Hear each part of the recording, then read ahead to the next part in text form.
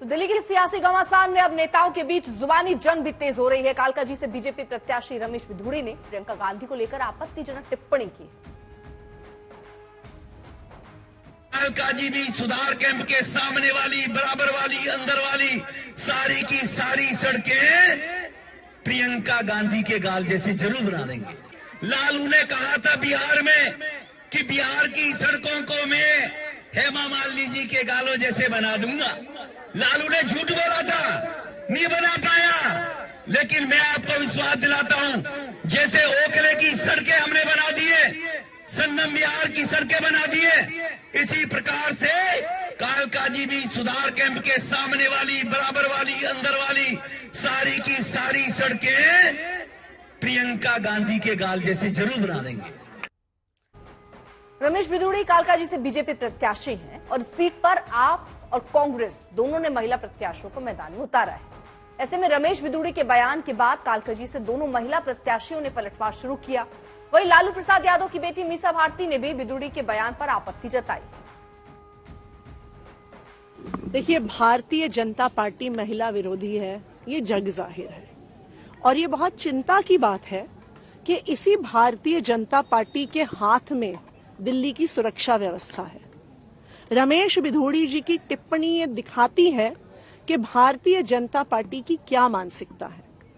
अगर भारतीय जनता पार्टी के नेता, भारतीय जनता पार्टी के पूर्व सांसद, भारतीय जनता पार्टी के विधानसभा प्रत्याशी महिलाओं के प्रति ये राय रखते हैं, तो कैसे भारतीय जनता पार्टी दिल्ली की महिलाओं को सुरक्षा देगी। और मुझे ये लगता है कि ना सिर्फ कालकाजी के लोग, बल्कि दिल्ली की जनता और दिल्ली की महिलाएं रमेश बिधूड़ी जी की इस टिप्पणी का, इस मानसिकता का आने वाले चुनाव में भारतीय जनता पार्टी को मुंहतोड़ जवाब देंगे। कालकाजी में विकास की बात करिए, कोई दिक्कत नहीं, लेकिन आप अपमान करने आए महिलाओं का। आपकी भाषा, आपका चाल, आपका चरित्र हमेशा माँ बहन बेटियों का अपमान करता है। रमेश बिधूड़ी ने सोच समझकर बयान दिया है कि 2 महिलाएं हैं और पक्का महिलाएं बाहर आएंगी। इन महिलाओं को बाहर निकलने से रोकने के लिए उनकी आपत्तिजनक बयान, इस तरीके का अपमान महिलाओं को जो है कहीं न कहीं कमजोर करने का काम करता है। हमारी मांग है, रमेश बिधूड़ी माफी मांगो, भाजपा से साफ मांग कर रहे हैं, उम्मीदवार वापस बदलिए आप। देखिए, लालू जी ने कभी पब्लिकली या कहीं नहीं बोला है, और ये जहाँ तक मुझे, मेरी उम्र बहुत कम थी, लेकिन मुझे ये पता है, मेरे पिताजी ने ये बताया कि आदरणीय अटल बिहारी वाजपेयी जी के वो बड़े नेता थे, आपस में उनकी क्या बात हुई और कैसे ये बात मीडिया में आई, इसकी जानकारी नहीं है। और हमेशा लालू जी ये कहते रहते कि हम नहीं कहते थे, आदरणीय अटल बिहारी वाजपेयी जी इस बात की चर्चा करते थे। लेकिन आज इस तरह से गलत बयानी रमेश बिधूड़ी जी को नहीं करना चाहिए, और मुझे लगता है कि मीडिया के सामने और देश की जनता के सामने उनको माफी मांगना चाहिए।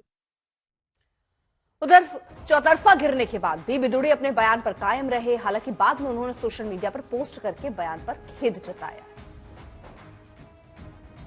आप सांसद रहे हैं, प्रत्याशी भी हैं, लेकिन जिस तरह की भाषा आपने इस्तेमाल की प्रियंका गांधी जी को लेकर, उस पर आप माफी मांगेंगे?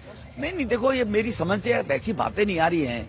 ये भाषा लालू जी ने और आम आदमी पार्टी का जो जेल में विधायक है, उन्होंने 24 के चुनाव में हेमा जी के लिए टिप्पणी की, तब ये जो रफूगर हैं कांग्रेस के पवन खेड़ा जी, तब इनकी नींद नहीं खुली।